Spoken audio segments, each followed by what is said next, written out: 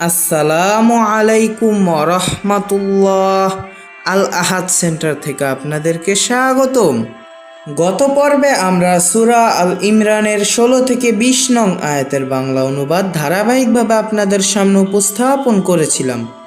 আজ আমরা সূরা আল ইমরানের ২১ থেকে ২৫ নং আয়াতের বাংলা অনুবাদ আপনাদের সামনে উপস্থাপন করব ইনশাআল্লাহ। পৃথিবীতে আল্লাহ পাক রব্বুল আলামিন আমাদের জন্য আসমানি কিতাব পাঠিয়েছেন এবং আসমানি কিতাবের সাথে সাথে নবী রসুলগণও পাঠিয়েছেন, যাতে করে আমরা সঠিক পথে পরিচালিত হতে পারি, ভুল কোনো পথে যেন না যাই।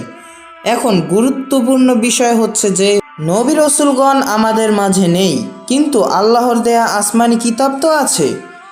আর এই আসমানি কিতাবকে বোঝার জন্য আল্লাহ পাক রব্বুল আলামিন আমাদের মধ্য হতে বাছাইকৃত একদল ওয়ারাসাতুল আম্বিয়া অর্থাৎ নবী রসুলগণদের পক্ষ থেকে দায়িত্বশীল বর্তমান আলেমদের নির্বাচিত করেছেন।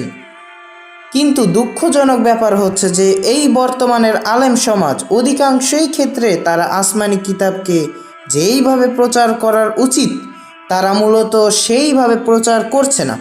ফলে সাধারণ মানুষ তো বোঝে না, তখন তারা মানুষদেরকে মন গড়া যত নিয়মকানুন অনুযায়ী জীবন পরিচালিত করছে, ফলে অনেক বিপদের সম্মুখীনও হচ্ছে।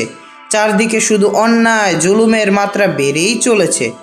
তাই আসুন আমরা সাধারণ জনগণ যারাই আছি সকল বালা মুসিবত থেকে বাঁচতে আল্লাহর দেয়া কোরআনকে শক্ত করে আঁকড়ে ধরি। ইনশাআল্লাহ আল্লাহ চাইলে আমাদেরকে রক্ষা করতে পারেন। আউযু বিল্লাহি মিনাশ শাইতানির রাজীম। বিসমিল্লাহির রহমানির রহিম।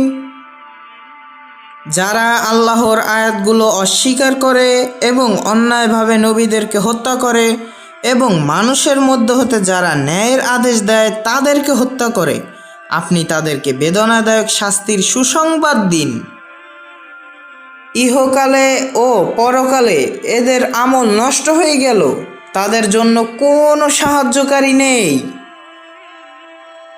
আপনি কি তাদেরকে দেখেননি যাদেরকে আসমানি কিতাবের একাংশ দেয়া হয়েছিল এবং তাদেরকে আল কোরআনের দিকে ডাকা হয়েছিল, এমত অবস্থায় যে তারা ছিল সত্য পরিহারকারী বা সত্য ত্যাগকারী?